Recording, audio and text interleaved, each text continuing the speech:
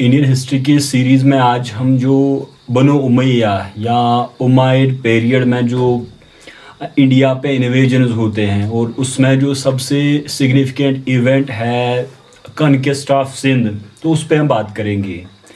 तो असल में ये जो बनो उमैया या उमाइड्स की शुरुआत होती है वो मुआविया बिन अबी सुफियान यानी इसको अमीर मुआविया के नाम से जाना जाता है। अब क्योंकि उससे पहले ही यानी सिंध में जो मुसलमान आर्मीज़ वो आ चुकी थी, तो उसमें उसी पीरियड में एक रेबेलियन होता है। तो अब्दुल्ला बिन सवार को उन्होंने सिंध भेजा था और जहाँ वो पूरे मतलब उनको मार दिया गया उनकी पूरी पार्टी के साथ। ये करीबन 44 हिजरी में ये वाक़ा हुआ था, तो वो भी कंपेनियंस में थे। उसके बाद उन्होंने मुहल्लब बिन अबी सफरा उनको यहाँ पे भेजा, यानी अमीर माविया ने अब उनको यहाँ, क्योंकि यहाँ रेबेलियन हो रहा था, यहाँ पे लोग मतलब मुस्लिम आर्मी उनके खिलाफ यहाँ पे लोग उठ खड़े हुए थे, तो वो यहाँ मुहल्लब यहाँ पे आए। अब उन्होंने जो मतलब अटैक किया उसमें स्वाबी जो कि लाहौर, ये पंजाब का लाहौर नहीं बल्कि स्वाबी का लाहौर है, फिर छह जिसको अटक कहते हैं। अच्छा, बन्नू जो खैबर पख्तूनख्वा में, यानी इन इलाकों में उन्होंने रेड्स डाली और फिर वहाँ पेनिट्रेट किया मुस्लिम आर्मी ने। इसी के साथ साथ वो कंदाबिल वहाँ तक भी पहुँच गए थे। तो फिर जो ये एक और कंपेनियन थे यहाँ रशीद और फिर सन्नान बिन सलमा, जो कि यहाँ पे इसी दौर में आए थे और यहाँ पे वो लड़े, यानी सिंध के इस इलाके में वो लड़े। उसके बाद जो बनो उमैया में एक कनकिस्ट का एक बड़ा दौर आता है, जो उनके खलीफा थे अब्दुल मलिक बिन मरवान और उनका जो बेटा था वलीद। तो ये जिन्होंने एक्सपेंशनिस्ट पॉलिसी अपनाई, यानी कि हम जो चाहे उसको बनो उमैया का एम्पायर कहें या जो इस्लामिक स्टेट, इसकी बाउंड्रीज हम दूर दूर इलाकों तक फैलाए, इसको एक्सपैंड करें हम। तो अब उन्होंने क्या किया कि ये जो अल वलीद थे उन्होंने मिसाल आप देखिए मूसा बिन नुसैर को नॉर्थ अफ्रीका उन्होंने भेजा ये कॉन्क्वेस्ट के लिए।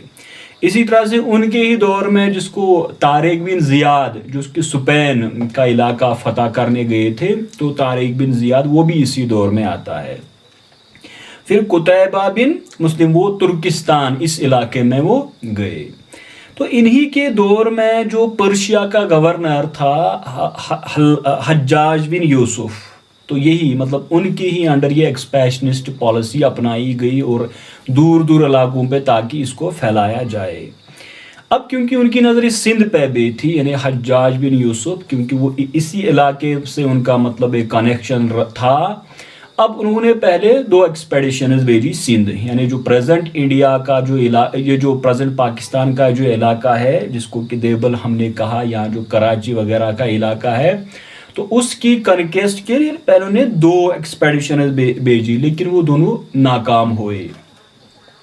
उसके बाद उन्होंने उनका एक नेफ्यू था 17 साल उसकी उम्र थी, मोहम्मद इब्न कासिम अल सकफी। तो ये 17 साल इसकी उम्र थी, तो इन्होंने इसको कमांडर बना के यहाँ भेजा, यानी जो सिंध का इलाका है इसके इन्वेजन के लिए कमांडर बना के भेजा। तो 712 यानी 712 एडी इसमें ये यहाँ इन्वेजन के लिए आए थे।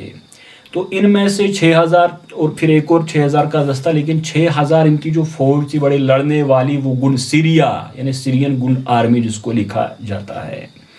तो इनके लिए शिराज बेस बनाई गई ताकि वो इंडिया पे हमला करे। अब जो आप देखिए इसमें तारीख मासूमिया, छशनामा या बालाजुरी वगैरह को देखिए, जो कि काजेज पे बात करते हैं कि मोहम्मद बिन कासिम जो इतनी बड़ी स्केल पे जो इन्वेजन होता है वो क्यों हुआ। तो उस पे उन्होंने बात की कि इस पीरियड में एक जहाज़ यहाँ जा रहा था सिंध के इलाके से, तो उसमें मर्द भी थे और औरतें भी थी।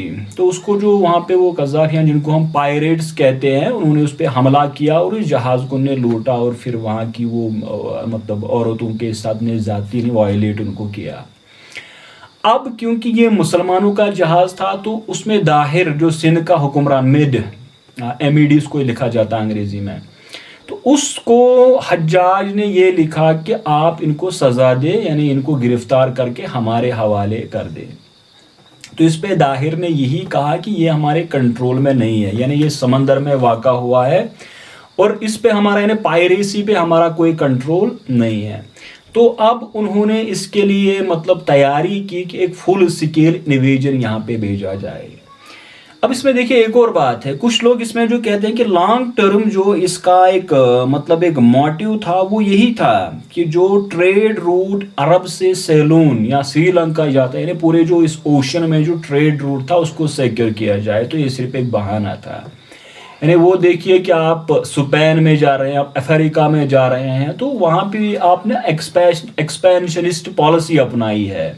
تو اسی وجہ سے جب انڈیا میں آپ جا رہے ہیں تو انڈیا میں بھی وہی پالیسی آپ اپنا رہے ہیں, یعنی ایکسپینشنسٹ پالیسی. تو اب ایک مطلب ایک انووک آپ اس کو کہتے ہیں کرنا کہ صرف ایک مطلب ایک بہانہ چاہیے ہمیں کنکیسٹ کے لیے. اب یہاں جو آرمی مطلب آئی جو مسلم آرمیز, تو اس کے دو حصے کیے گئے, ایک جو لینڈ روٹ سے آیا اور ایک جو سمندر سے آیا. یہاں پہنچنے کے بعد کوشش کی گئی تھی پہلے کہ ایک ایگریمنٹ یعنی ایک داہر اور مسلم آرمیز کے درمیان ہو.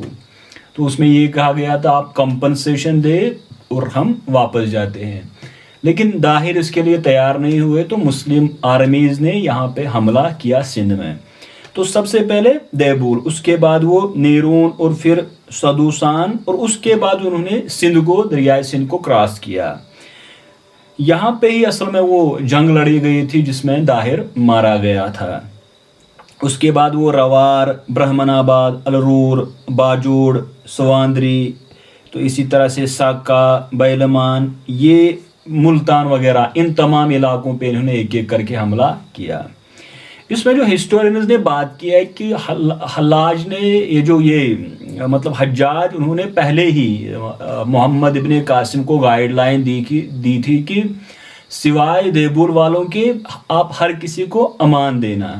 تو اسی وجہ سے اس پہ بڑا جو ڈسکشن ہوا ہے محمد ابن قاسم کے ریلیجس ٹالریشن پہ کہ انہوں نے ٹالریٹ کیا, یعنی جس نے سرنڈر کیا انہوں نے اس کو امان دی, اس کو کوئی نقصان نہیں پہنچایا, سوائے اس دو جگہوں پہ جن میں ایک دیبول تھا کیونکہ ان کو وہاں سے ہی گائیڈنس ملی تھی. تو اس پہ بڑا ایک مطلب ڈسکشن ہسٹری نے کیا ہے. ریلیجس ٹالریشن جو ذمی اسٹیٹس وہاں پہ لوگوں کو دیا, ان کو مائنارٹی ایک بنا دیا گیا, اور جو ہندوز, برہمن یا بدھسٹس وہاں پہ تھے لیکن ان کو ایک ذمی اسٹیٹس دیا گیا. اب وہ یہاں پہ قریباً 3 سال تک رہے, لیکن اس کے بعد وہاں پہ ریجیم چینج ہوتا ہے. تو وہاں سلیمان ابن عبد الملک وہ مطلب وہاں حکومت آتے ہیں. پھر وہاں پہ جھگڑا ہوتا ہے جو کہ محلبائٹس اور جن کو ہم حجاجائٹس کہتے ہیں. تو ایک بڑی رائیولری وہاں پہ سینٹر مین لینڈ میں سیریا وغیرہ میں ہوئی. تو اس کا اثر محمد بن قاسم پہ بھی پڑا. تو مختلف ورژنز ہے, لیکن ان کو 3 سال کے بعد واپس بلایا گیا, ان کو قتل کیا گیا وہاں پہ. تو کچھ ان پہ الزام لگاتے ہیں کہ انہوں نے وہ داہر کی 2 بیٹیوں کے ساتھ زیادتی کی تھی, لیکن بالاذوری وغیرہ کو آپ دیکھیں تو اس میں وہی جو مین لینڈ سینٹر جو اسلامک لینڈز تھی وہاں پہ جو لڑائی چل رہی تھی اس کا یہاں پہ ان کا مطلب اثر پڑا, ان کو مار دیا گیا وہاں پہ. اب آپ دیکھیے جب وہ واپس چلے گئے تو یہاں پہ پھر سے ریبیلین کے آگے یعنی بغاوت کا آغاز ہوا. تو جو داہر کا بیٹا تھا جیا سنہا, انہوں نے کچھ پارٹس کنکر بھی کیے, یعنی واپس لے لیے انہوں نے کچھ پارٹس. لیکن جو بنو امیہ یا امائیڈز تھے وہ کنٹینیو کیے کہ یہاں پہ اپنے گورنرز کو بھیجے. تو جو ہشام تھے جو ان کے وہاں پہ خلیفہ تھے, انہوں نے عبداللہ المری کو یہاں کا گورنر, سندھ کا گورنر بنا کے بھیجا. اور اس پیریڈ میں یعنی جو عبداللہ المری ان کے پیریڈ میں اجین, مالوا, جیسلمیر, تو آپ دیکھیے کہ یہ پنجاب, مدھیہ پردیش, اس میں ان کے حملے ہوتے ہیں. تو بیس وہاں پہ سندھ میں تھی اور سندھ سے وہ یہاں پہ حملے کر کے آ گئے تھے, اور یہ اسی ہشام کے ٹائم میں ہوتا ہے. لیکن جو مطلب مین اسلامک سینٹرل لینڈ جو پالیٹکس تھی اس کا اثر ہوا. اس کے بعد تمیم بن زید ان کے وقت میں تقریباً یہ ہر سینٹر سے واپس گئے تھے مسلمان, اور صرف یہ جو ان کا بیسک جو بیس ایریاز تھے وہیں پہ بھی وہ صرف وہیں پہ وہ رک گئے تھے.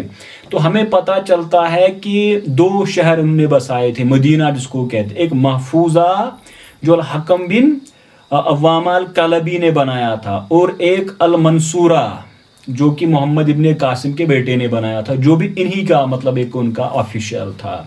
تو حکم کے ٹائم میں 2 یعنی ایک ہے محفوظہ اور ایک ہے منصورہ, یہ 2 ٹاؤنز بنائے یا سٹیز بنائی گئی. ہسٹورینز نے ان دونوں سٹیز کے نام پہ مطلب بحث کی ہے کہ اس کا پتہ ہمیں اس سے یہی پتہ چلتا ہے کہ ایک بڑی مطلب تشویشناک صورتحال میں یہ مسلمان یہاں پہ آ گئے تھے، ہر طرف ان کے خلاف بغاوت ہو گئی، اور سوائے قصہ کے ہر جگہ پہ جو وہ اپوسٹیٹی یعنی ارتداد بغاوت کا آغاز ہوا تھا. تو ان دو ناموں سے یعنی صرف یہی اسٹیٹ ایک محفوظ تھی، ایک منصور تھی، جہاں پہ وہ اب سیف تھے. اس کے بعد کیا ہوتا ہے کہ یہ جب مطلب ابھی بنو امیہ کا تقریباً ایک صدی کا دور وہاں پہ چلتا ہے، تو اس پیریڈ میں جو سندھ تھا وہ ایک ریفیوجیز کے لیے ایک سیف ہیون بن گیا تھا. ہمیں پتہ چلتا ہے کہ محلب بن ابی الصفرا، تو جب ان کے بیٹوں نے وہاں پہ بغاوت کا آغاز کیا خلیفہ کے خلاف، وہ ناکام ہوئی، تو وہ بھاگ کے یہاں یعنی انہوں نے ریفیوج پناہ یہاں پہ حاصل کی سندھ میں.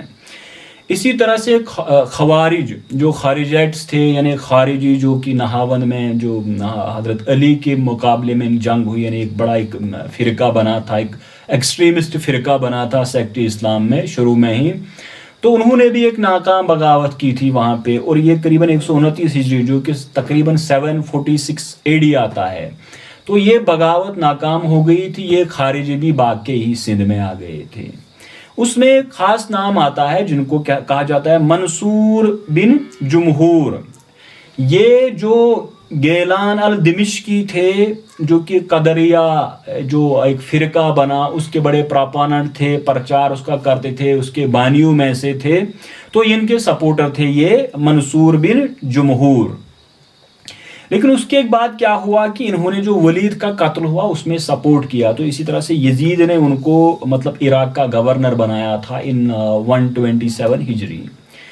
پھر اس کے بعد ایک ہی سال میں ان کو وہاں سے ہٹا دیا گیا گورنرشپ سے.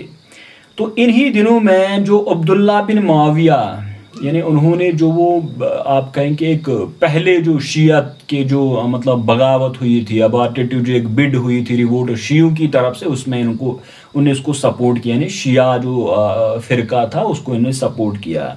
اس کو دبایا گیا. یہ بھی 129 ہجری میں ہی ہوا. تو لیکن یہ منصور جو تھے یہ بھاگ کے یہاں آ گئے تھے سندھ. اب سندھ میں وہاں پہ کیا تھا کہ وہاں پہ ابھی بنو امیہ کے جو گورنر وہ ان کے رشتہ دار بھی تھے، لیکن انہوں نے انہیں ٹاؤن میں داخل نہیں ہونے دیا منصور بن جمہور کو. لیکن وہاں پہ جنگ ہوئی، انہوں نے گورنر کو ہرایا اور یہ خود وہاں پہ گورنر بن گئے تھے. اس کے بعد جو عباسائیڈز کی حکومت آتی ہے یا خلافت آتی ہے اسلامک مین لینڈ میں، تو انہوں نے 2 ایکسپیڈیشنز اس کے خلاف بھیجی تھی تاکہ اس کو کچل دے، یعنی اس کو مار دے اور یہاں سے اس کو نکال دے. یہ مطلب مینلی جو سندھ پہ اٹیکس ہوتے ہیں، یعنی آپ دیکھیے کہ اس میں جو ٹیریٹری حاصل کی گئی کوئی سٹیبلٹی وہاں پہ نہیں تھی. لیکن ایک کلچرل امپیکٹ اس کا ضرور ہوتا ہے، خاص کر وہ جو حدیث سائنسز ہیں یعنی علم حدیث میں ہوتا ہے. ہم دیکھتے ہیں کہ یزید بن ابی قبصہ السقسقی، ابو حفص العبدی جو کہ بصرہ کے تھے، الربیع السبی، عمر بن مسلم البہیلی اور المفضل بن محلب، یہ حدیث سکالرز تھے جو اسلام یہ جو سیریا عراق اس سے یہاں پہ سندھ میں وہ آ گئے تھے اور یہاں پہ لوگوں کو حدیث پڑھا رہے تھے. اور یہاں سے بھی سندھ سے بھی کچھ لوگ گئے تھے جنہوں نے حدیث میں بڑے ایک مہارت، یعنی سندھی منصوری حدیث کی اسماء و رجال جراوت عادل کی کتابوں میں یہ نام ملتے ہیں. تو ان میں تھے ابو محشر جو مدینہ میں تھے اور 170 ہجری میں ان کا وصال ہوا، یعنی یہ دنیا سے گئے. تو خلیفہ ہارون رشید نے ان کا جنازہ پڑھایا تھا. اسی طرح ہمیں ملتا ہے ایک رجال سندھی جن کو کہ ارکان الحدیث کہا جاتا ہے، یعنی جو اصحاب حدیث ان میں ایک بڑا نام ان کا ہے، اور یہ بھی یہاں سے سندھ سے ہی گئے. تو کلچرل امپیکٹ کا بھی ہوا. لیکن مینلی یہ ایک مین انویژن تھا جب ایک لارج اسکیل انویژن ہوا تھا محمد ابن قاسم کے ساتھ جو سندھ پہ ہوا 712 میں، اور اس کے بعد وہاں پہ جو ٹاؤنز بنائے گئے وغیرہ وغیرہ. لیکن لگاتار اس کو وہاں کی لوکل پاپولیشن نے کنٹیسٹ کیا. اب ہم نیکسٹ پارٹ میں عباسیوں پہ بات کریں گے. عباسیڈ پیریڈ میں انڈیا یا ہند اور مسلمان دنیا کی ریلیشن کیا تھی. تو اس کے بعد ہم جو اصل میں جو ہسٹری کا یہاں پہ آغاز ہوتا ہے غزنوائیڈ انویژن سے، اس کے بعد ہم یہاں پہ سلطنت پہ یعنی محمد گوری سلطنت پہ بات کریں گے. اسی پہ ہم اس کو کنکلوڈ کرتے ہیں. Thank you.